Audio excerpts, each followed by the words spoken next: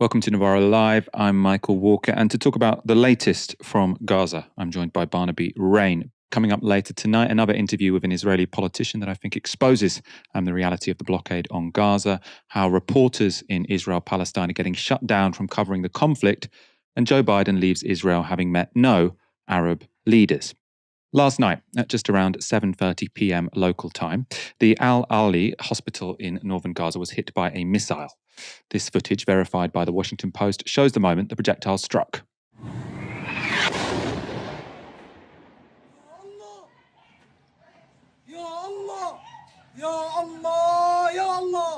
Gaza's health ministry has now said that 471 Palestinians were killed in the explosion, with at least 314 more wounded.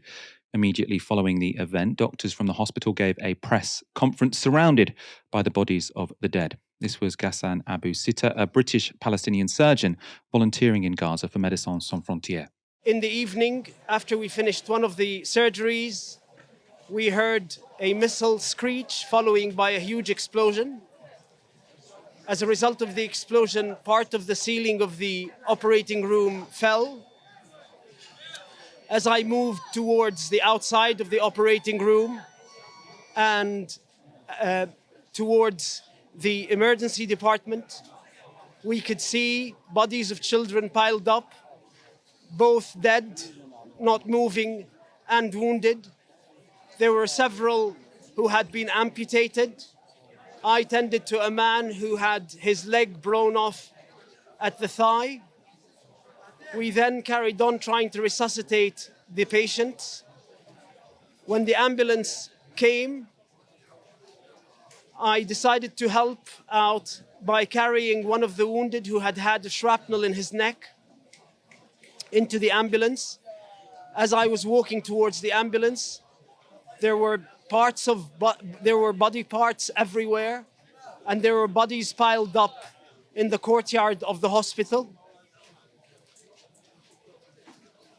I then got into the ambulance and escorted the patient back to Shifa Hospital. This morning, when I drove into the hospital, I noted how full the hospital courtyard was, with families who had sought refuge inside the hospital, thinking that it would be a safe haven. It's these very same families who are now either dead or critically wounded as a result of this attack. So what we have is not just a hospital being struck, but a makeshift refugee camp and a car park full of people seeking safety from the relentless Israeli bombing of the Strip we've seen over the last 11 days. Both Hamas and Israel immediately denied any involvement in the explosion. For their part, Palestinian authorities said it was caused by an Israeli airstrike. That was in accordance with the explanation offered by the Christian organisation based in Jerusalem who run the hospital and the international NGO Médecins Sans Frontières, who tweeted this: "We are horrified by the recent Israeli bombing of Ali Arab Hospital, Gaza City, which was treating patients and hosting displaced Gazans. Hundreds of people have reportedly been killed. This is a massacre. It is absolutely unacceptable." But the Israelis said the blast was caused by a failed rocket launched by the militant group Islamic Jihad. We'll look at those claims in a moment. First, though, this was one BBC journalist's immediate perspective from the ground. The Israeli military has been contacted for comment, and they have said that they are investigating.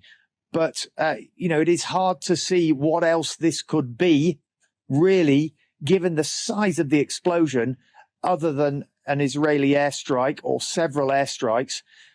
Because, when we've seen rockets being fired out of Gaza, we never see explosions of that scale. We might see half a dozen, maybe a few more people being killed in such rocket attacks. But we've never seen anything on the scale of the sort of explosion on the video I was watching earlier, which, as you say, is still to be verified. Let's move on to Israel's explanations. First, following the explosion, Israel's official Twitter account posted this video purporting to show the strike recorded by the IDF. They said the clip shows a, quote, enemy rocket barrage fired from inside Gaza City at, according to the timestamps, 7:59 p.m. The account then went on to say, quote, the Islamic Jihad terrorist organization is responsible for the failed shooting that hit the hospital. The only problem with that piece of evidence, it was filmed at least 30 minutes after the hospital explosion. That tweet was later deleted and then reposted without the attached video. Also deleting tweets was Hanania Naftali, who works in Israel's digital warfare unit and is a media advisor to Prime Minister Netanyahu. He initially posted this on Twitter. Breaking: Israeli Air Force struck a Hamas terrorist base inside a hospital in Gaza. A multiple number of terrorists are dead. It's heartbreaking that Hamas is launching rockets from hospitals, mosques, schools, and using civilians as human shields. And then he's got this hashtag Hamas is ISIS. Now that tweet was quickly replaced with this. The mysterious explosion in Gaza. Hamas blames Israel for this. I believe it is either a failed rocket that hit the hospital or something that was done on purpose in order to get international support. So a real U-turn there on his perspective. And that tweet was then followed up by this one. Earlier today, I shared a report that was published on Reuters about the bombing at the hospital in Gaza, which falsely stated Israel struck the hospital.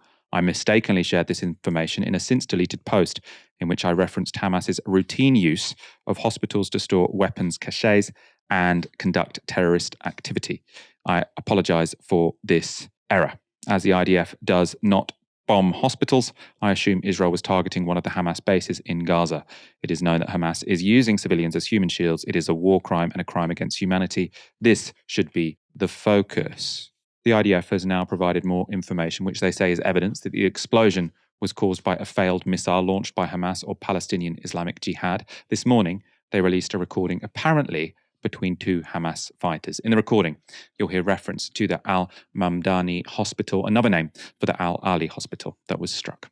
بقول لك أول مرة بنشوف الصاروخ زي هيك والشظايا هذه فبقول لك تبع الجهاد الصواريخ الجهاد الإسلامي يعني. إيه؟ فهم بيقولوا تعاون الجهاد الإسلامي. إنه من عندنا هذا؟ شكله من عندنا مين اللي بيقول هيك؟ بيحكوا إن الشظايا تبعت الصاروخ إنه الشظايا محلية مش زي شظايا إيش بتقول؟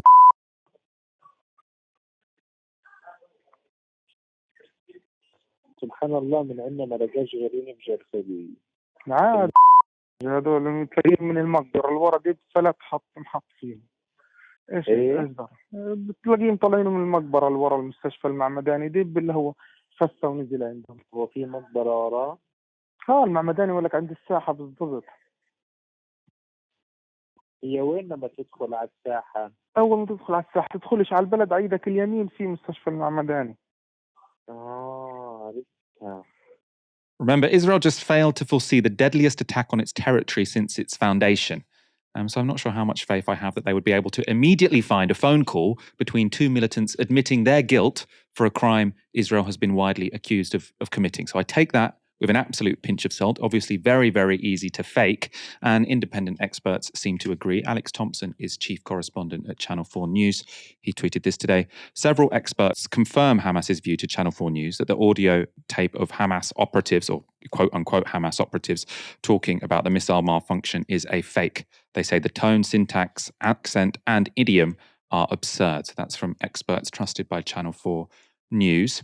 I suppose one reason not to trust it is because Israel has a long record of lying to cover its back.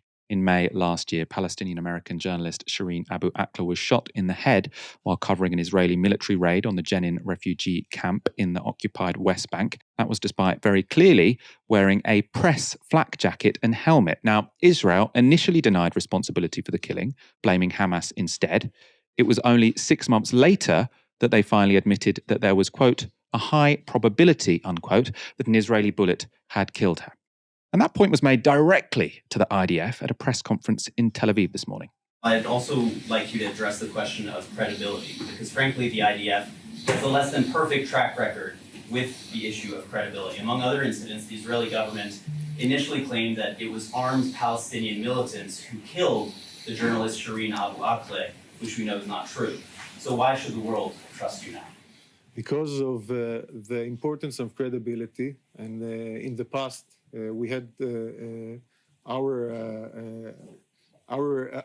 ourselves were fast to go to conclusions. This is why in this event we took the time. It took us more than 5 hours.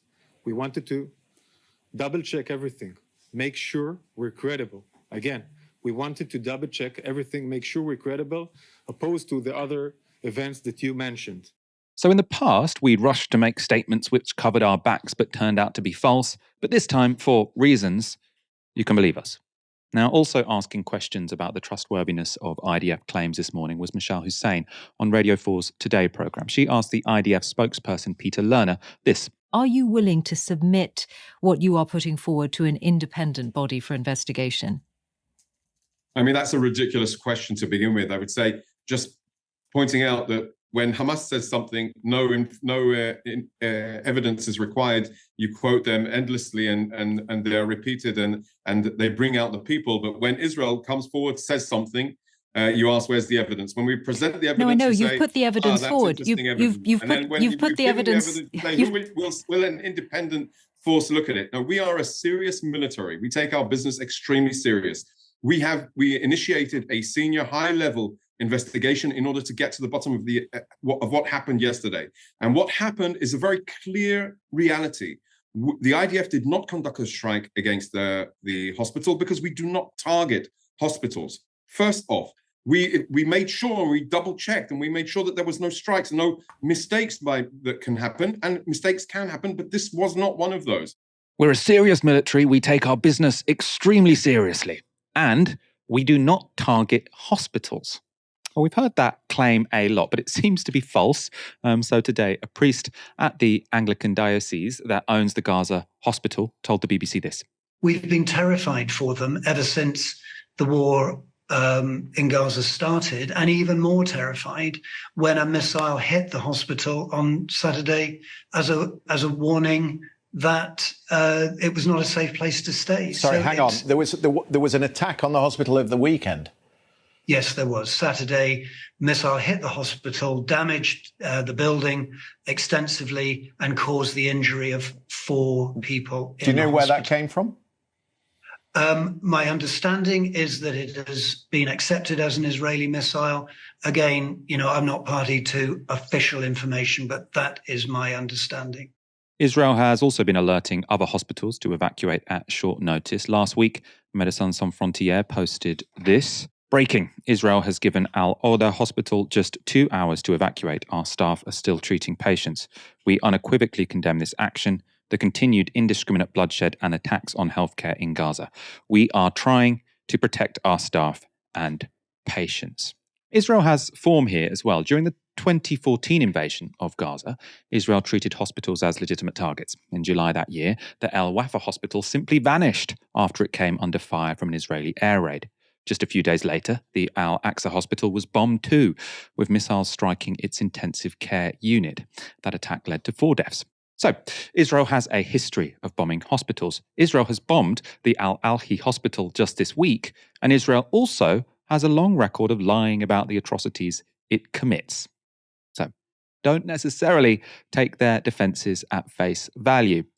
There are, however, some reasons to question the nature of the explosion at the Al-Alhi hospital and whether it was caused by an Israeli airstrike. This is a photo from this morning showing the aftermath of the explosion. You can see lots of burnt out cars, but there is neither the kind of large crater or building damage one would expect from a standard Israeli airstrike. You will have seen those, many videos of those. They bring down buildings in a couple of seconds. This is a close-up of what the impact site looks like. As you can see, there's a crater, but it's not what you'd expect from a traditional Israeli airstrike.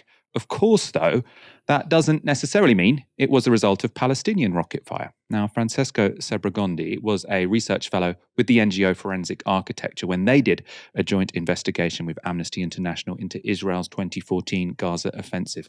He tweeted this. This morning, footage has emerged of the site of the hospital, starting with the IDF itself, which published drone footage arguing that the absence of visible crater is proof that it's not them, but a failed rocket launch by Palestinian Islamic Jihad. And he goes on to say this. Indeed, if a one-ton bomb, like a guided Mk-84, many of which have been used by the IDF to bomb Gaza, that would result in a large crater, so that would be 10 or 15 meters wide. Otherwise, though, other missiles, such as a drone-fired Spike, for example, also used by the IDF, would not leave a considerable crater. So he's saying, yes, he accepts this idea that it's not it's not one of these sort of one of these bombs that weighs a ton from the Israeli Air Force that we've seen used in Gaza so many times over the past week, but it could be another weapon from Israel, which we know they have used in previous wars as well. So up in the air. Nonetheless, US President Joe Biden has made up his mind. Speaking in Tel Aviv today, he said this. I was deeply saddened and outraged by the explosion at the hospital in Gaza yesterday. And based on what I've seen, it appears as though it was done by the other team, not you.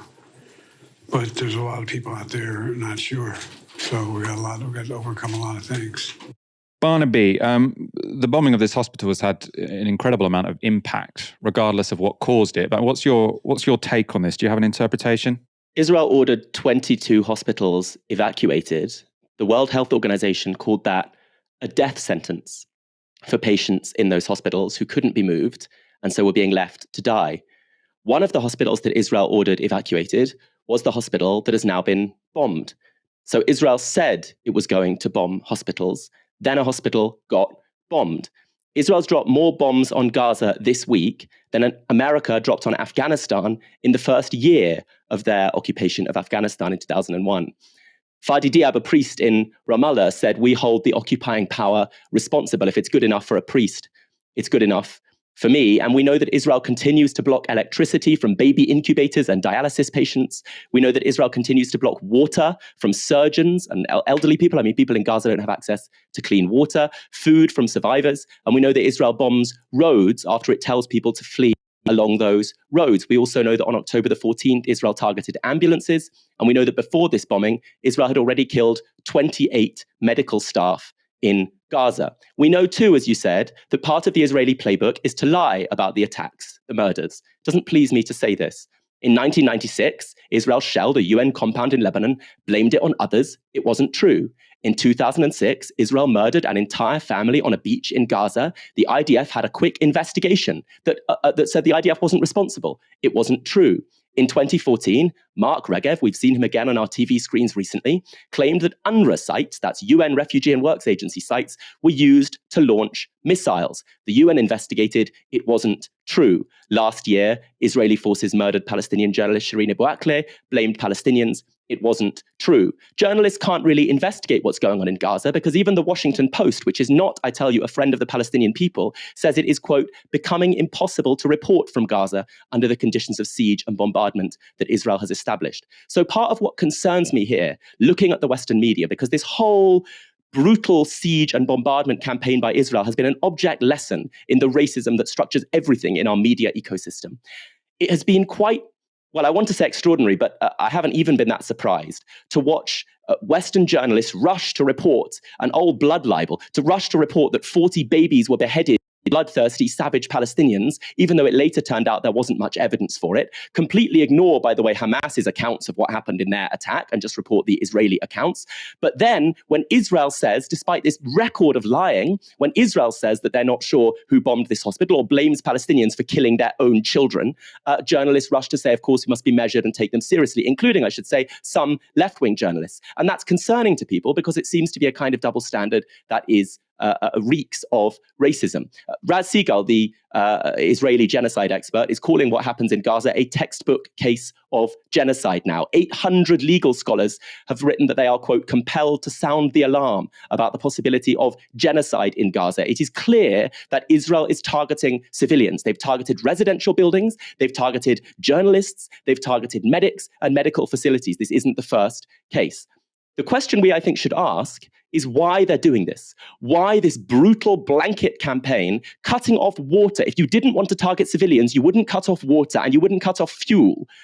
Why are they doing it? They don't need to. They have an Iron Dome missile defense system that means that most missiles that Palestinians fire into Israel don't reach targets. They could negotiate the release of hostages. There are 6,000 Palestinian prisoners languishing in Israeli jails without receiving fair trials, serious allegations of torture, which we rarely hear about on the news, though we hear much about Israeli hostages in Gaza. They could negotiate for the release of their hostages. Instead, they're bombing Gaza and killing, by some reports, some of their own hostages.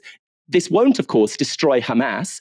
When you carpet bomb people who are living under a colonial siege and constant bombardment, the only effect it can have is to strengthen people's fury, anger, and resolve to resist the colonizing power. So of course it won't break resistance. Even if they were to destroy the Hamas infrastructure, something else would emerge in its place. So why? Why are they doing this? It's not, by the way, because Hamas caused the problem, because in the West Bank, where there is no Hamas regime, settlers have attacked funerals in the last week and launched attacks on Palestinian villages, killing parents and children. And the IDF has shot and killed 62 Palestinians in the last week, when I last checked, in the West Bank, which is a place that does not have a Hamas government. And before this latest massacre, 2023 was already the deadliest year on record for children in the West Bank, with one child murdered every week by Israeli forces. So it isn't because there's a resistance enclave that Israel's violent. It seems to have this lashing out violent impulse regardless. The reason is that it's the logic of the colonizer. The reason is that Israelis know deep down, and I'm speaking here of some of my own family members, so it pains me, but they know deep down that they are living in other people's stolen homes. They know that they are living in a state that was premised on an act of ethnic cleansing when 700,000 Palestinians were driven from their homes. That's why Gaza is so densely populated, because most of the Palestinians living in Gaza aren't from Gaza. They're refugees penned in there because they were chased out of other parts of Israel. And that's why the important thing to do now is not simply to call for peace, not simply to call for the end of this massacre, though that is crucial, but to understand that we want a world in which people don't live penned into an open-air prison because they're chased from their homes, to call not simply for peace but for freedom, and to say when we see people partying at a rave and then being killed by Hamas operatives, that they were partying 5 miles away from an open-air prison. If you move 5 miles from where those people were partying in Israel to Gaza, life expectancy drops 10 years. We don't just want peace and the return of a world in which that is the case. We desperately want people all over the world, in our millions, for freedom, for everyone to be able to live a life of freedom and dignity. And that's why we want victory for the Palestinian people. I agree with most of that. I suppose on this question of verification, I mean, you've sort of then given a political position, which I'm very sympathetic towards. When it comes to, do you just say, okay, well, this was an Israeli airstrike? I will take you back. I mean, in what you just said, you were saying there are many journalists who were willing to put on their front pages that 40 babies were beheaded with zero evidence. And then, we did a video sort of critiquing that, saying there's no verification for this. We haven't really covered any of the stuff which is being put out by people who have gone on record and sort of said, oh, we saw this and that brutality in the kibbutzes, because I think if it's just based on one or two sort of eyewitnesses who also probably have some political prejudices themselves, that's not good enough for us to report it. So then there is a similar situation here now, whereby if there are doubts, then you should say, it appears to be this or it appears to be that.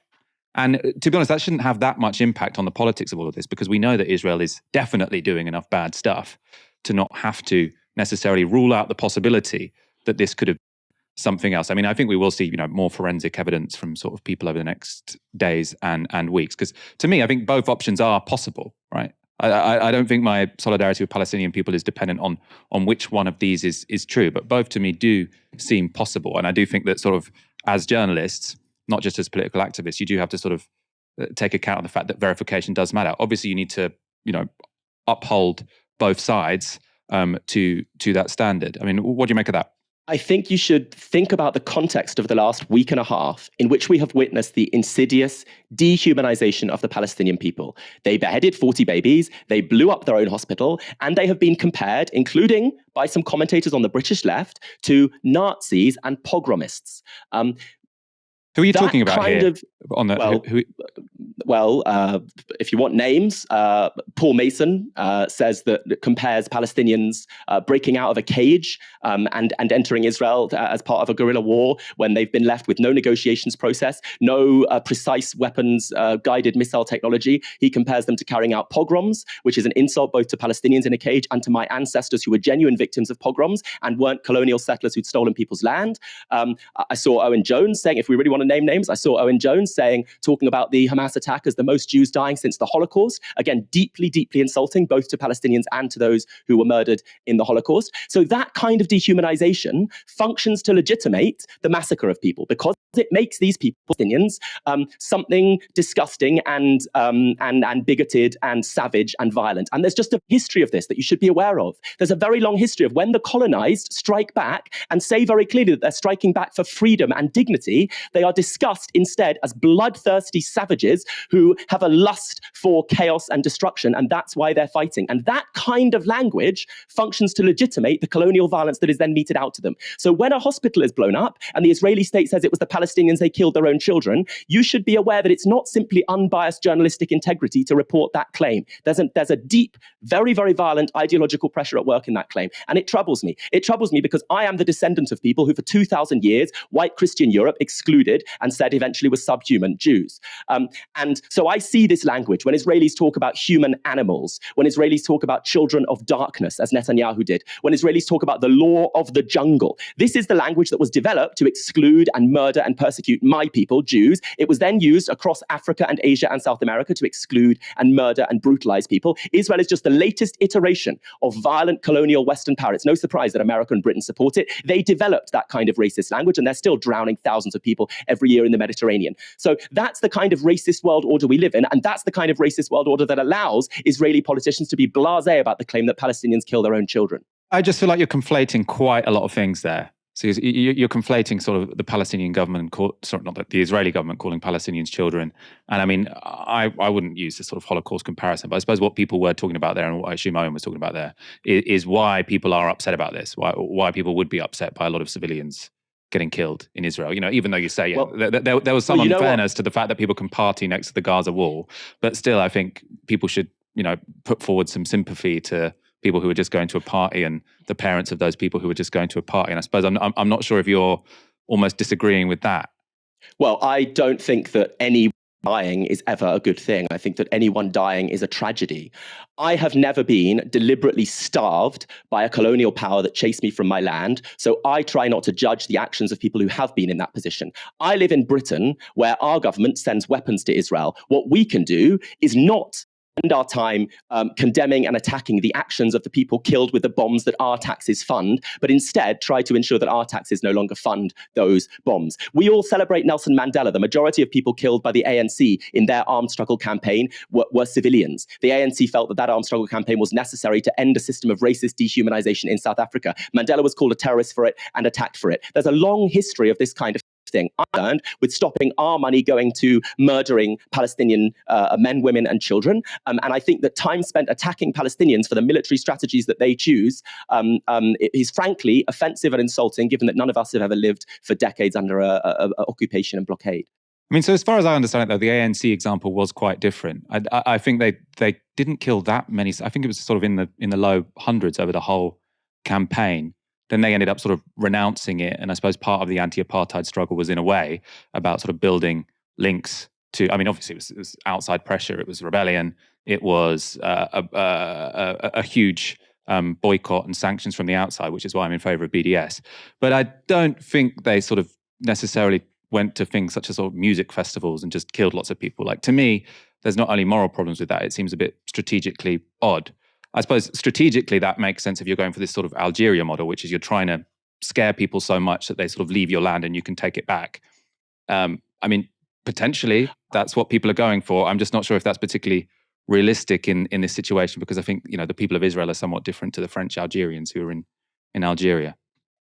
I really, really, really don't want people to be killed at music festivals. I want a world in which, frankly, I really, really like music festivals. I want a world in which we can all dance at music festivals and be free. I don't want a world in which people dance at music festivals 5 miles away from an open-air prison camp in which more than half the population is food insecure, in which in this territory, Gaza, which was partly dependent on fishing, 85% of its fishing waters are controlled by Israel. Every single aspect of the movement of people in the territory is so controlled by Israel that they can cut off food and water and fuel at will. I don't think that's a normal situation that should be allowed to continue. I want there to be strikes and non-violent resistance and no one to be harmed in the march to freedom. Of course I want that. Everyone wants that. But in a situation in which for decades the Israeli state has occupied and oppressed and besieged and bombarded Palestinians, for people in the West who have not been in that position to spend their time condemning the things that Palestinians do when our governments fund the Israeli war machine, I just think it's the wrong choice of our attention. I think that's wrong. And I think that to compare Palestinians, and you said you wouldn't do this, but to compare Palestinians to anti-Semitic persecutors of Jews who rounded us up just for living in Europe,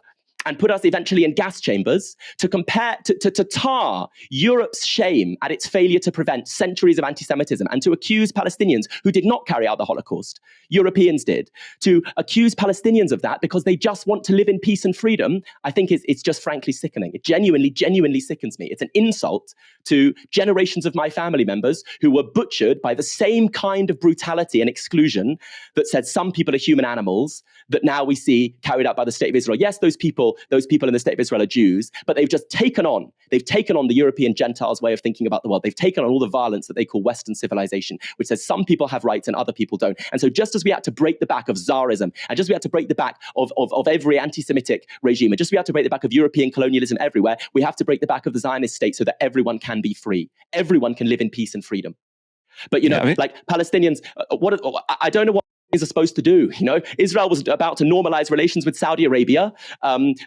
Israel has completely divided the Palestinian liberation movement so that in the West Bank they have a kind of puppet regime in the Palestinian Authority which has guns that it doesn't turn on the Israeli state but on Palestinian protesters sympathizing with Gaza.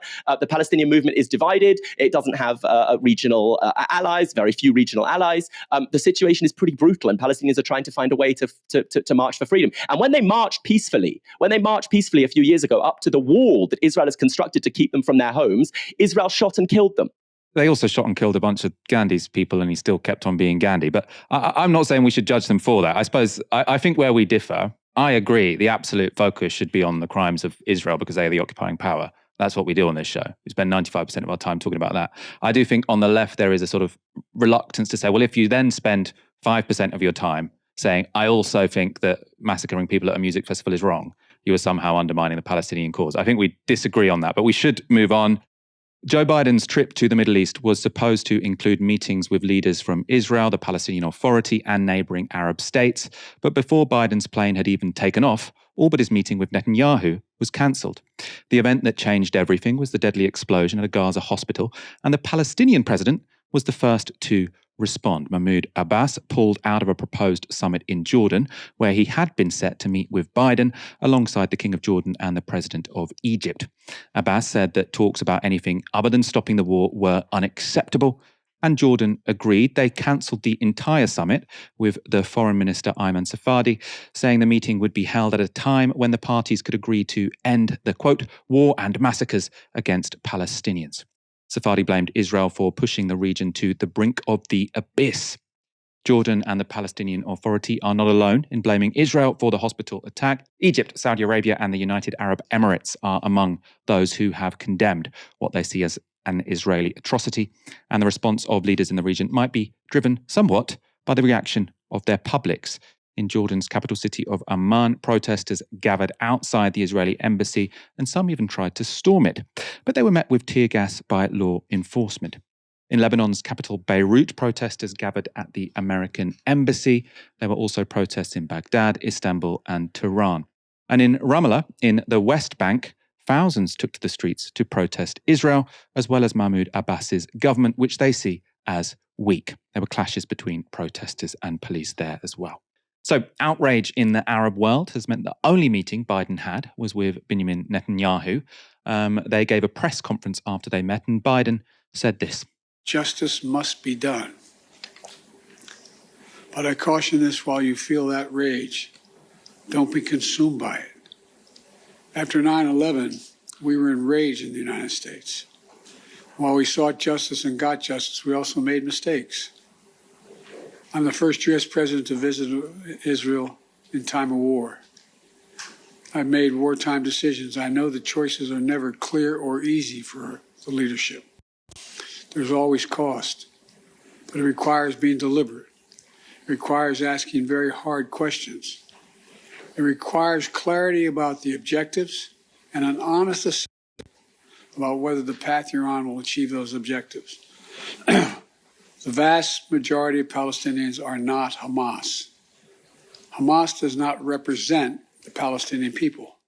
To get a Palestinian perspective on Biden's visit, I spoke earlier to Abdel Razak Takriti, who is chair of Arab history at the University of Houston. I started by asking him what he believes Biden was trying to achieve. Well, he's trying to further the Israeli dominance project in the region. Biden is a self-declared Zionist. He's a huge supporter of the Israeli government as it seeks to continue its project to marginalize Palestinians in the occupied territories and to expand its rule there. The argument that he would make, or sort of that his advisors would make, is that what he's trying to do is restrain Israel to some degree, to say, yes, you know, you have the right to defend yourself, but please less war crimes, because then it's embarrassing for the United States to support you. I mean, do you think that's significant at all? I don't think that's actually what he's doing. I think what is going on is in the Biden doctrine for the Middle East as a whole has been to try to integrate the Israeli state into the region through bypassing Palestinians and getting normalization deals with major Arab powers, especially Saudi Arabia. And what that means then is a perpetuation of conditions that have been described by Human Rights Watch, by Amnesty International, and by Israel's leading human rights organization, B'Tselem, as apartheid. So he is essentially entrenching the apartheid system. And I want to focus on the structural dimension here, because all too often in the news media that you listen to, they focus on just events without giving them context, which means we lose meaning.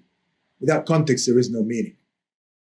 You think that context has to be occupation and apartheid, presumably. So you don't think it matters too much whether or not Abbas and Jordan and Egypt cancel a meeting with Biden? You think this is all window dressing to sort of a fundamental reality which is going on?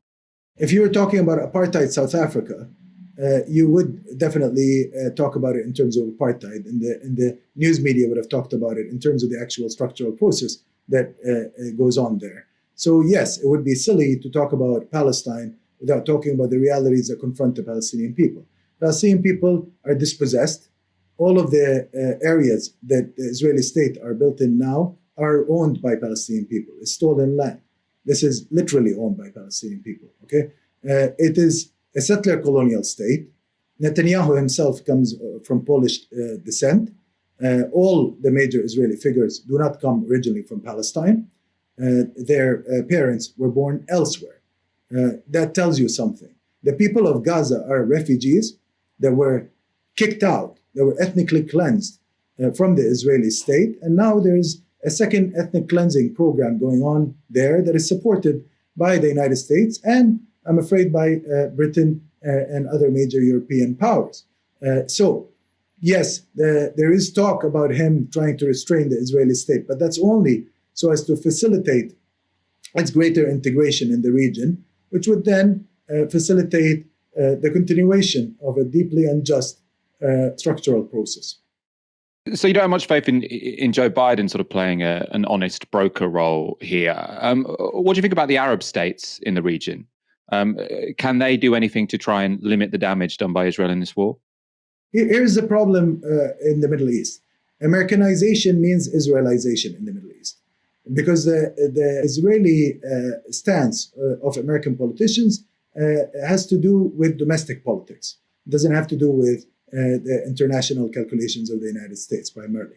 So if it's a domestic political issue in the United States that has very strong forces pushing for it, including Joe Biden himself, who, as I mentioned earlier, self-identifies as a strong Zionist. So if that's the case, then we're dealing with a situation where the Arab states feel that gaining American approval requires collaborating with the Israeli colonial project. And that's been the problem all along. America puts enormous pressure on the Arab states to normalize. It puts enormous pressure on the Arab states to not only stop supporting Palestinians, but actually working towards undermining Palestinians. Now, there's only one obstacle in the face of this pressure, which is that the public, the Arab public, the majority of people, not just in the Arab world, but across the Middle East, and across the Islamic world, and across the Afro-Asian worlds, they do not support Zionism. In fact, they support the struggle of the Palestinian people for freedom from colonization, freedom from apartheid, and for political and national rights. One uncertainty I have in sort of the way this is, or you're discussing this, is you're making this clear distinction between people who are Zionists and people who aren't Zionists. And I suppose in terms of end state, some people want a two-state solution, some people want a one-state solution.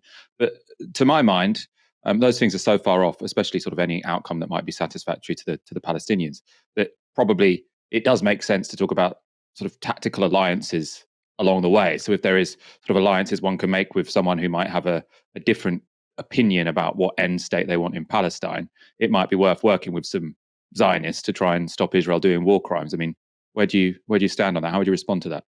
Look, if you still believe that any Western politician that says they support the two-state solution is committed to a solution in Palestine along these lines, then I'm afraid you're very naive.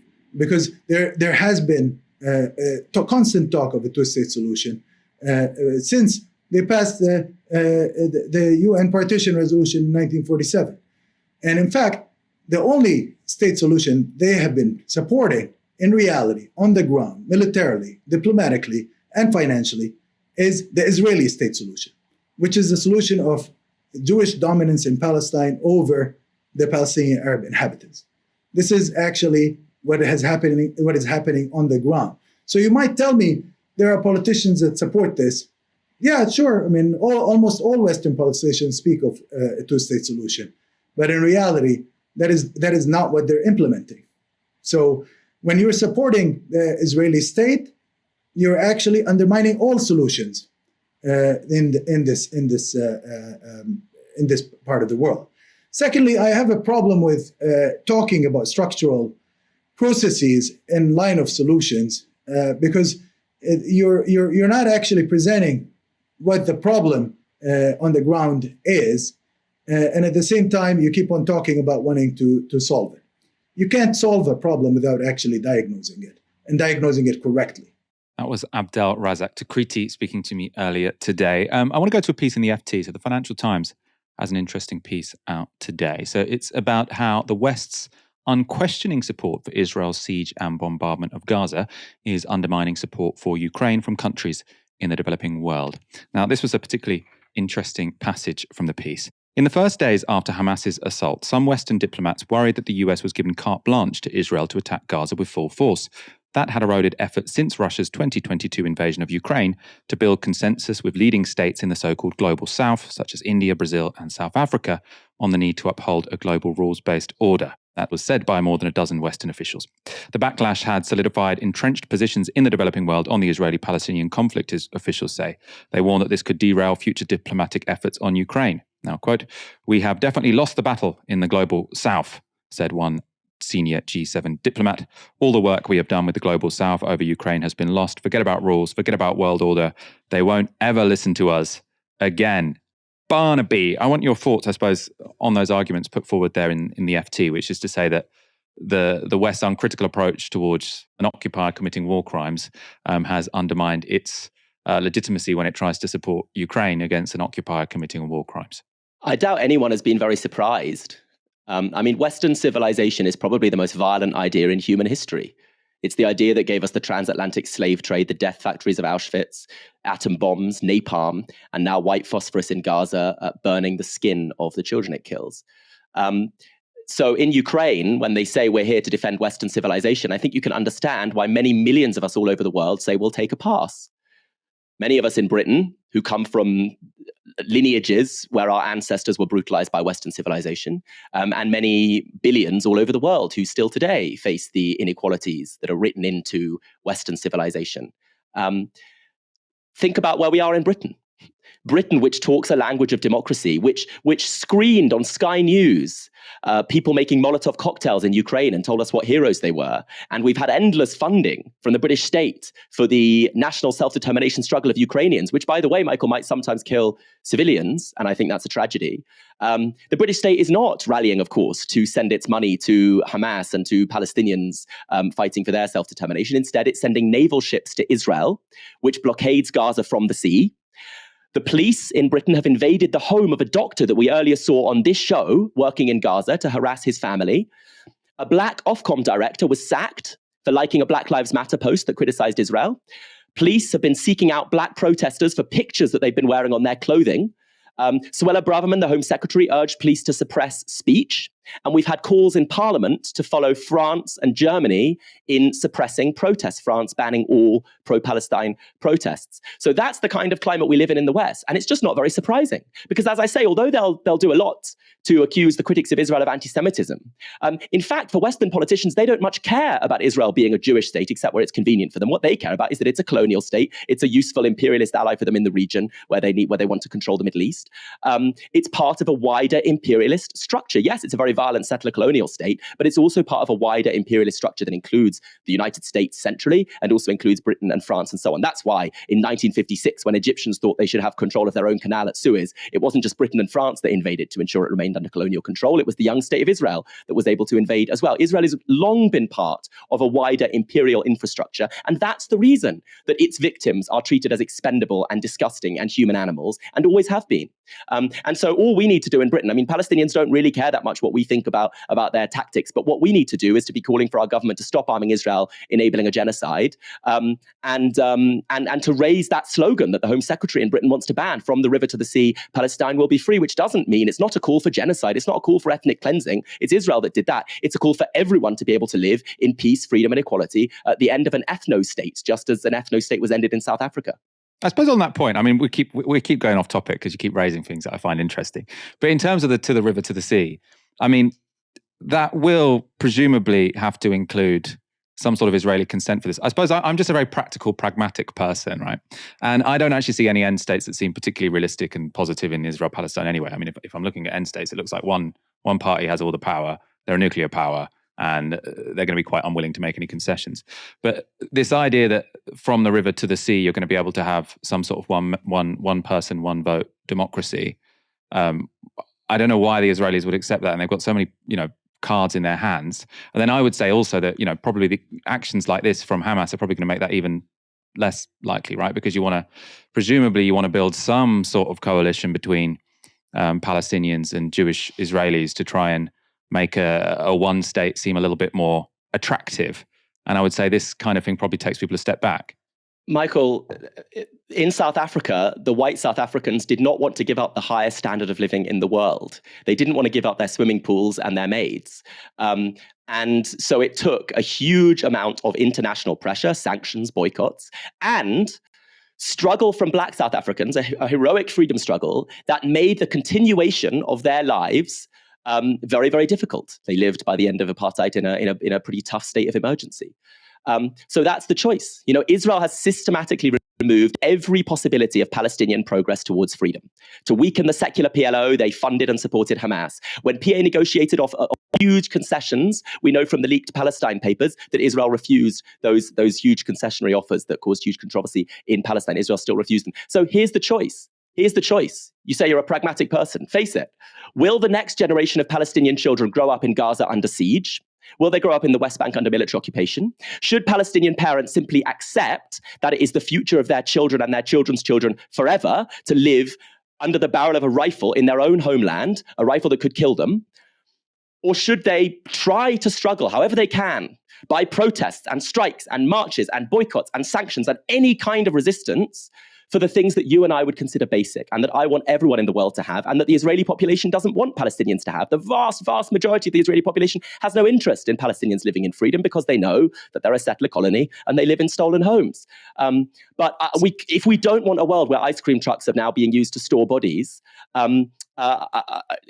you're right that there are very, very few options and it's very, very tough. But I think it's living in la-la land to think that there can be lots of nice coexistence initiatives because the vast majority of the Israeli population has shown they have no interest, even in a two-state solution, and let alone you ask an Israeli, would you be willing to pick up a gun to keep out a Palestinian family returning to the home you took from them? Most of them are going to say yes. So it's going to take a huge change in the situation. But the hopeful thing is that colonizers have been defeated all over the world, in Algeria, in Mozambique, in Vietnam, and in South Africa. But it takes enormous struggle, and we have to show solidarity with that struggle, and we have to pressure our own government to stop supporting the colonizer.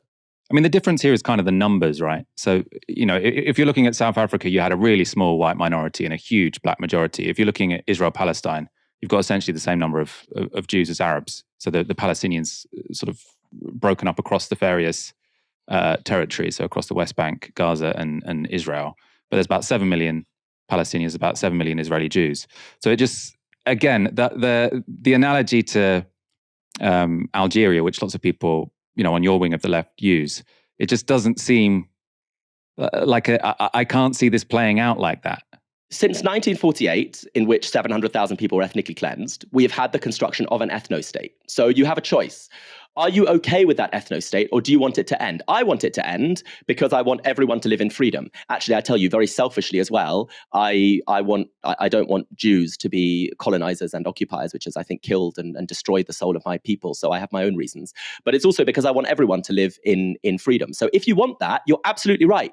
The numbers make it very hard. Look, in the United States, where there was a huge and militant struggle against white supremacy, not yet over, but it made lots of progress. It was also true that actually the whites were in greater numbers in southern states than the black population that they had enslaved and oppressed. But nonetheless, Nat Turner led a slave rebellion in which, again, they killed lots of civilians. And then there was lots of nonviolent action as well. And there was a huge campaign to try to end that racist status quo of slavery and then Jim Crow. So even when the numbers are against you, you face a choice. Are you going to accept a life of endless subjugation? Because as you say, that's what the Israeli population wants. I mean, just look at how they vote in elections. The number of Israelis who vote for political parties that are committed to any kind of serious peace process, let alone the right of return for Palestinian refugees, is so minuscule. I mean, we're talking parties like Hadash. Overwhelmingly, it's Palestinian citizens of Israel who vote for them. So the vast majority of Israelis vote for parties that want to consolidate a status quo in which they're living on stolen land and partying next to an open-air prison. I agree, that makes progress extremely difficult. But it's for that reason, Michael, that I think what we can do in the West is just lobby our governments to remove the kind of support that Israel relies on. Because Israel relies on an iron dome to defend itself from rockets that is funded by the United States. Israel stands because it is supported by the United States and by other Western imperial powers. So we can hand-wring about how difficult it is to get to Palestinian freedom. I think we shouldn't therefore spend time condemning Palestinians. But we can hand-wring about that difficulty. There's real stuff we can do. And the real stuff we can do is pressure our governments to stop supporting Israel, because Israel relies on that support. And if Israel was placed under sanctions by governments around the world, they would be in serious trouble and will be forced to the kind of serious negotiations, not the negotiations we've seen in the past, but the kind of serious negotiations in which they talk about ending their position of colonial supremacy, Palestinians' freedom. It's completely conceivable. There is enough room in that land for everyone to live in peace and freedom. There really is. The Israeli state has no interest in it. The Israeli public has no interest in it. And so we have to do what we can to put them in a kind of pressured situation in which they are pushed to give people, not to give other people supremacy over them. The white South Africans always used to say, if we give up our supremacy, they'll murder us in our beds. No, that's not what anyone wants. What we want is for everyone to live in peace and freedom. It's quite abstract. I suppose, where I stand on this is that all of these things are so far off, you might as well just, I think a coalition can be built fairly easily for Israel to follow international law, for us not to fund them with arms and for us to boycott them, whether or not that's to end apartheid to get to a two-state, or whether or not to end apartheid to get to a one-state. So I don't think these should be dividing lines. And obviously we spend, 95% of the time on this show talking about the Israeli government. The reason I just keep picking this up is because I feel like you're making dividing lines between people who might have a more two-state or reformist end and people who might have a one-state end, when I think probably we don't really need that to be a dividing line. My opposition to the two-state solution, as it's called, is twofold. Firstly, that if it means an Israeli state existing in any part of historic Palestine, it means that those who are ethnically cleansed do not get to return to their homes. And secondly, that it is a utopian lie. A two-state solution is the thing that is spun out by Israel's international supporters all over the world constantly to justify their continued funding for the one-state apartheid reality from the river to the sea. You just saw it today. Joe Biden arrived to talk to Bibi Netanyahu and said in passing, of course, I support a two-state solution, while continuing to fund the state, Israel, which has made absolutely clear that it has no interest in a two-state solution. At every election, the parties that win the election in Israel make very clear that they will not countenance a two-state solution. That's why they're not even engaging in the farce of peace talks anymore.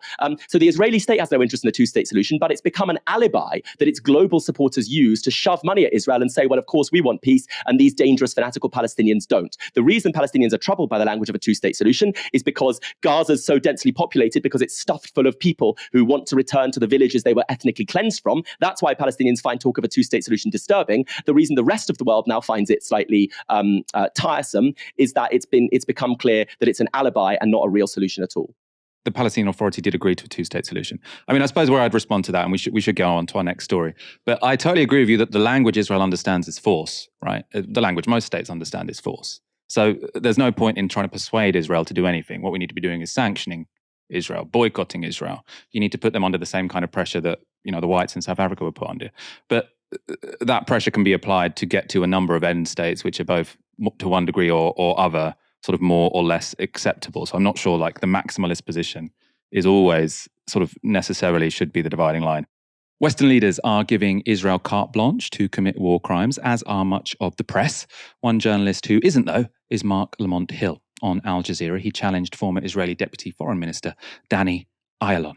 The Secretary General of the UN, Antonio Guterres, said that he was deeply distressed by Israel's announcement of a siege on the Gaza Strip. He said that the humanitarian situation, quote, will only deteriorate exponentially, and that crucial life-saving supplies, including fuel, food, and water, must be allowed into Gaza. So the UN is saying you must do this. You are saying you're not going to do this. How do you? No, we're not saying that. He's saying doing it immediately. What I'm saying is what you're doing. No. He's saying doing it immediately. I got you. I'll tell you exactly what we're saying. I'm saying we will do everything for the Gazan people.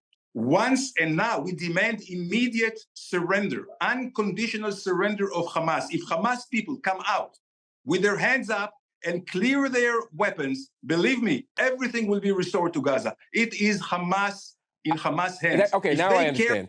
Thank you for clarifying that, sir. I think we're actually on the same page here. You're saying that once Hamas leaves, you'll grant the Gazan people food, shelter, fuel, electricity, hospitals, schooling. And if they don't, and if Hamas doesn't leave, then they'll continue to starve and die in hospitals. You are defining for the international community right now collective punishment. You're saying until Hamas acts differently, the 2 million people in Gaza are going to be treated this way. And once Hamas acts differently, these 2 million people in Gaza will be treated better. That is exactly what collective punishment is. You're holding them accountable for the actions of others. That is the definition, the textbook definition of collective punishment, sir. Now, you may accept that that's what you want to do, but this is absolutely a contravention of international law. Such a good interview. And I suppose, the reason I think that was so powerful is because he's not just speaking to he is speaking to some extremist Israeli politician. Obviously, he was in the government, so he's the mainstream of Israeli politics. But he's not just speaking to, someone who is alien to us in the UK, because we've been seeing all of our governments, all of our politicians, our government, tweeting that anything that happens in Gaza is Hamas's fault, which is essentially what that Israeli politician was saying there, right? Oh, yes, we are going to do a siege. We are going to bomb them, but they could stop it all if they released the hostages. Now, that is collective punishment, but that's what James Cleverly, it's what Keir Starmer was saying for quite a while. Also, by the way, it is worth noting, Hamas have said they will release the hostages if Israel stops bombarding them and they release some of their prisoners who are held without trial. So they essentially are hostages as well, to be honest. Let's look at how Ayalon responded. No, had we pushed them to the wall, we're not pushing them to the wall. We want to open a humanitarian corridor so they can leave. But if Hamas... So that who can leave? Citizens? You're saying civilians can leave, but only through the Rafah border, correct? At this point, yes. So they can't come... Where else? Your country! They can come into Israel! I'm telling you one more thing I want to say. I want you to address that point. Don't just smile, sir, respectfully. You're saying you're making a corridor. They can go to Egypt. You're bombing them. You say you want to save them, but they can't come in. First of all, I'm not smiling. I'm crying in my heart. I'm crying in my heart for all the butchery of thousands of Israelis. Why do you think the world is with us? Why do you think the world is with us? All the international media was there. So don't talk to me about collective punishment. Don't talk to me about humanitarian. These are new rules of the game. Well, the world isn't with Israel, right? The West is with Israel, or at least the governments of the West are with Israel. And much of the global South is with Palestine because they recognize that this is a colonizer with an occupied people, right? So this idea the world is with Israel is just factually untrue. Some very powerful countries are with Israel, but the world is not. Barnaby, I'm pretty sure Mark Lamont Hill got fired from CNN, didn't he, for saying, something along the lines of "for the river to the sea." It's good to see he's got a job where he can still be pretty powerful and persuasive in a host's chair. Yeah, Mark Lamont Hill was fired from a mainstream American media organization for using a sentence which he clarified many times was a call for freedom, peace, and democracy for everybody. And that tells you just about all you need to know about the Zionist state, Israel, and about its international supporters. The most basic liberal demand, one person, one vote, is death to the Israeli state. It is an ethno-state which doesn't even recognize an Israeli nationality on people's ID cards. They're Jewish or Arab.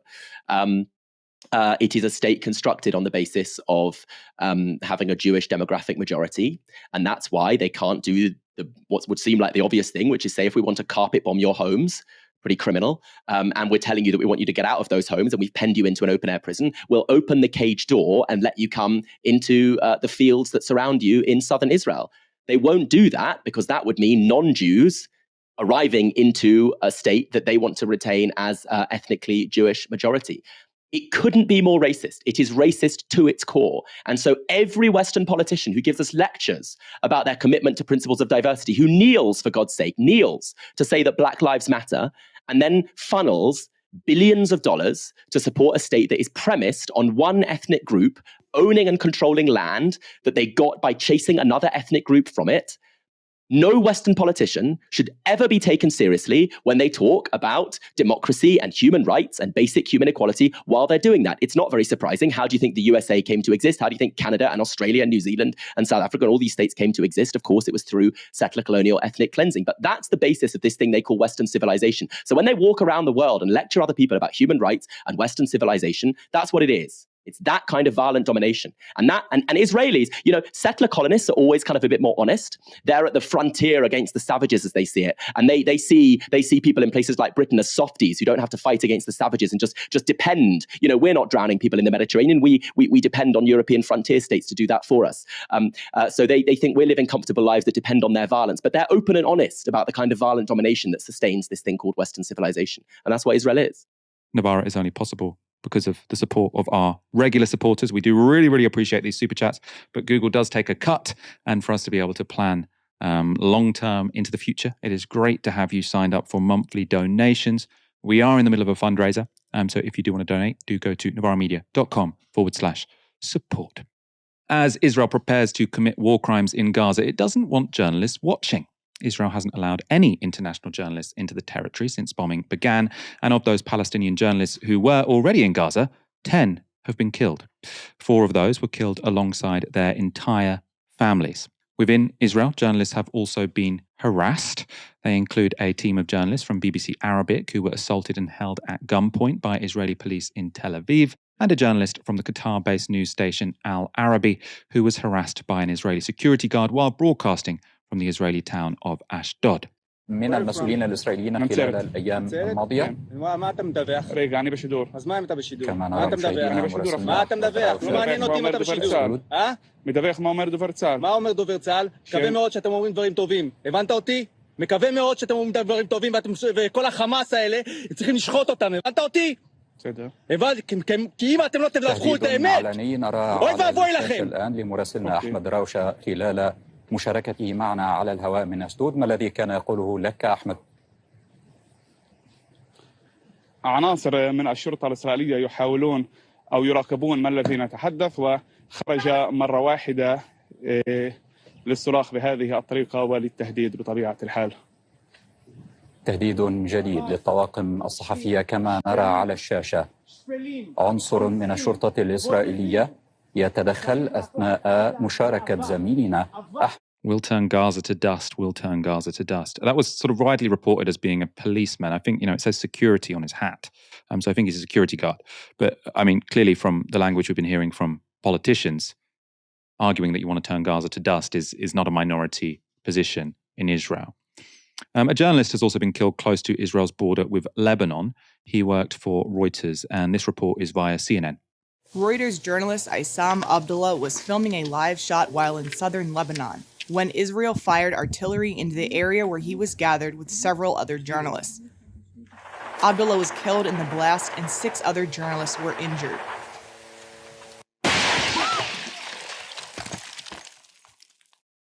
Reuters says they partially muted the live stream they published out of respect for colleagues involved. The journalists were wearing jackets clearly labeled press at the time of the attack. The Israel Defense Forces acknowledged firing artillery into Lebanon, but a spokesman did not admit it was an Israeli strike that took Abdullah's life, telling CNN that it was in response to an explosion near the security fence. And completely appalling journalists being killed for doing their job. And I mean, I think one thing this really raises, right? So you hear all the time, Israel are different. They don't target civilians. They've got these very high-tech weapons, which means that everything can be very targeted. You know, if it's completely unavoidable, there might be some civilians that die if they've got to get this military target that happens to have civilians sort of living near it. Now, I don't buy that, but that's the argument they make, right? But here, they weren't near a military target, and they were all. There was a whole huddle of journalists, right, with press written on them.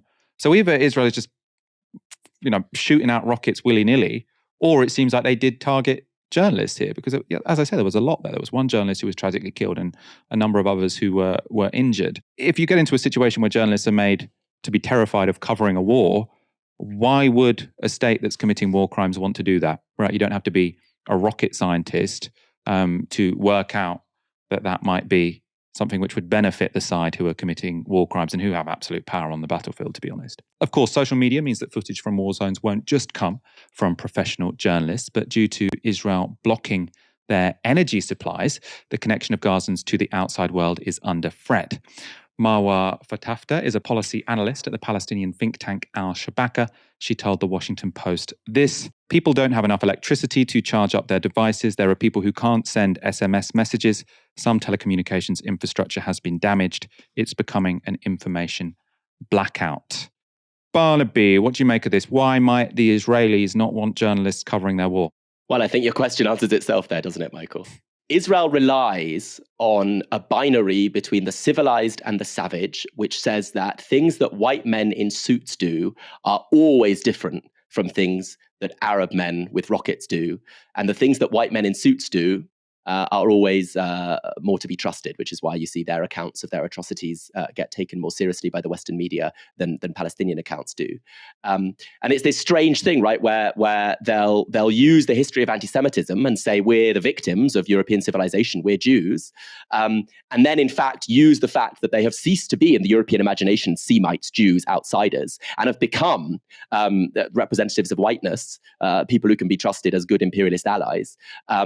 They'll use that to their advantage. The founding Zionists, people like Theodor Herzl, were assimilationists who wanted Jews to become less Jewish, and then realized in becoming Zionists that what we really needed to do to become less Jewish was to have what all the other Europeans did, which was a nation state, ideally a colonial, imperial nation state. So Zionism is a project in turning Jews into white Westerners, and as white Westerners, you get to murder people with impunity. It's what America does all over the world. It's what Britain's done all over the world for centuries, and now it's what Israel does. And what you don't want is journalists coming in to ask questions. Fortunately for them, journalists can sometimes be relied on to have a lot of credulity and report what they want. But while journalists can freely stand in the south of Israel and interview people whose family members were killed by Hamas rockets, access to Gaza is much more difficult. Even when journalists can get to Gaza, there is this enormous inequality where because the numbers of people killed are usually so unequal. I mean, part of Israel's ferocity in this attack is because for the first time, there were a few days when more Israelis had been killed than Palestinians. But if you look at the graphs of numbers killed over the last 10, 20, 30, 40 years, it's always vastly, disproportionately, Palestinians killed meant much more than Israelis. Journalists will go and find the families of a few of the small numbers of Israelis murdered by Palestinians and will tell their stories of those individuals. And then we'll come to Gaza and just see a wall of death and destruction. And so Palestinians don't get the kind of individuality, the kind of personality that Israeli victims get, because the scale is just so overwhelming that you don't hear about the lives that every child and baby and student and mother lived or could have lived in Palestine. You just see these huge fields full of dead bodies. As I said earlier, ice cream trucks now full of dead bodies. Whereas in Israel, when people are killed, they get personality because the numbers are smaller and they're reported on as individuals. So even when journalists can get there, the reporting is very unbalanced. But of course, Israel doesn't want journalists to get there, just as in apartheid South Africa, they did everything they could to stop journalists reaching the townships and reporting on the scale of the violence that the state was committing. Barnaby, it's always an absolute pleasure having me on, even if you have left me a little bit exhausted. It's been a different show than usual, Michael, but these are extraordinary times. And, we still agree that your rent is too high. So we agree on some things, Michael. We probably disagree on how to change it, though. Anyway, thanks to all of you for tuning in. This show is back tomorrow from 6 p.m. For now, you've been watching Novara Media. Good night.